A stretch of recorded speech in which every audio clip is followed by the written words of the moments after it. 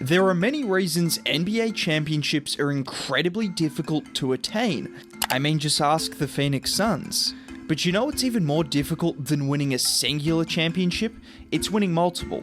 It's becoming a dynasty, which the Warriors have already done once, but it might not be crazy to say they could do it again. Yes, 2 dynasties, 1 big 3, 2 different groups of players. But there is one major obstacle standing in their way. And you about to get a bag. You about to get a bag. No. You about to get a bag. We about to get a bag. We about to get a bag. We all want it. Yeah, we're not just 1, not just 2, but multiple players want major money in addition to the salary already spent on the Splash Brothers, which adds up to $90 million.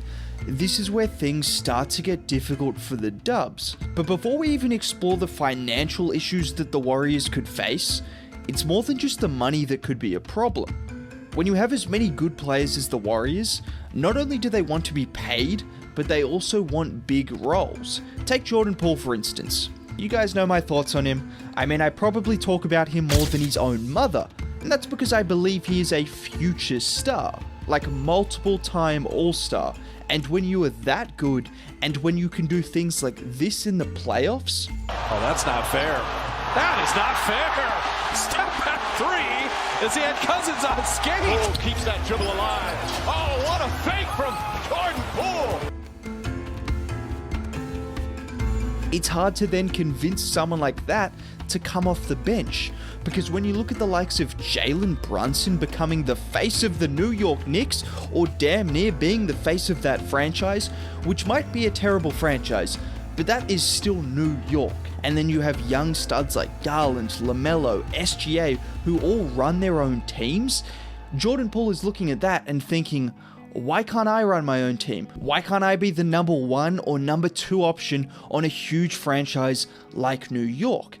That's what he could be thinking, in addition to the money, of course. But Poole isn't the only guy that could have an issue with coming off the bench, because what about if Kuminga or Moody pop off? Or what if both of them pop off? It sounds like a great thing, and there would be some definite benefits, but there would also be some serious headaches. Because let's not forget, from the start of February to the end of March, Kuminga was averaging nearly 15 points a game with an increased role.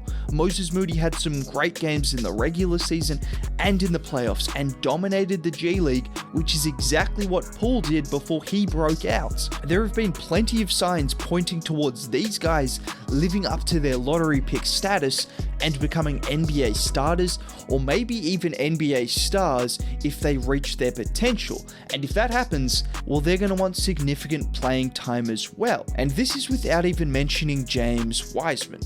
But there's a reason I didn't mention Wiseman. Not because we've seen him the least, but it's because Kevon the Goat Looney will do anything for this team, and I'm pretty convinced of it. So if there is someone that'll go to the bench to help someone out, I think it would be the GOAT himself. But with that being said, those are just the young guys. What about if Andrew Wiggins looks at his time in the playoffs and thinks, he can score, he can defend now, he could be the face of a franchise? I'm not saying he can, but what if he thinks that? It's all possible. Now when it comes to Wiggins, I will say this. He's been in Minnesota. Do I need to say any more? He's been a part of a terrible team, and you can just see the difference in how he looks on a day-to-day basis from then to now.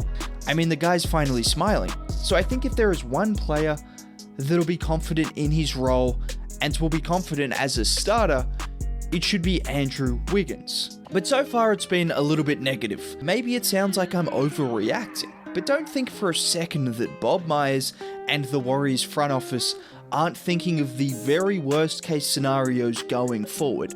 They've got to be prepared for everything, and they might even have a couple of tricks up their sleeve that could help them out.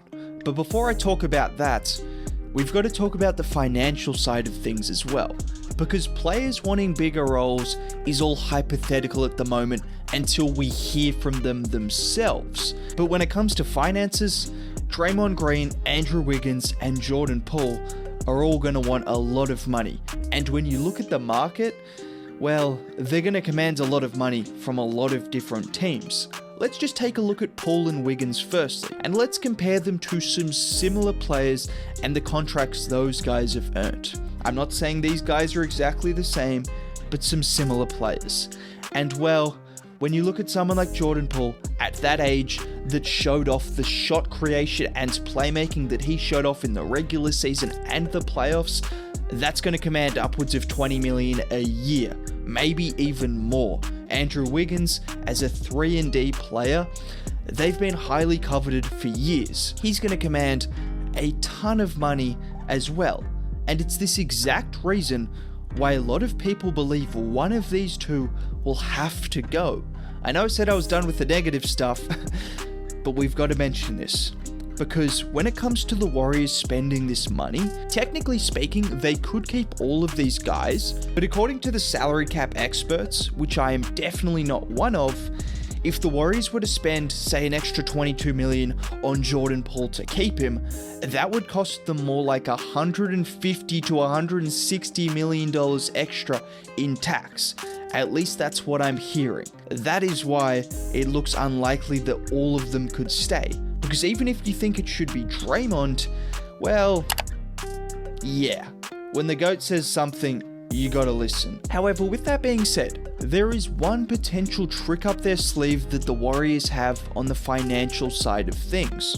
And by trick up their sleeve, on a recent Locked On Warriors podcast, cap expert Keith Smith said this when asked about the potential of tax reductions in regards to players that were drafted to their team. I think there is a chance. I think that is more than changing the tax penalties. I think how deals are taxed is more likely to see it get changed. For example, Jordan Poole and Draymond Green wouldn't cost the Warriors the same amount as Andrew Wiggins, or say the Lakers, who don't know how to draft nor develop players, would have to pay a ton in luxury tax if they were to try to keep their core together. And let's just think about this for a second. Forget about the Warriors' perspective.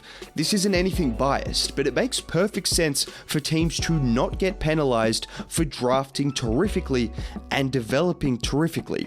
It doesn't seem fair that the Warriors have cap issues all because of the players they drafted developed into fantastic players, and those issues aren't going to stop now because Wiseman, Kuminga, Moody, one of those guys is going to turn into an all-star, and they're going to be once again asked to get rid of one of those guys purely because they're too good.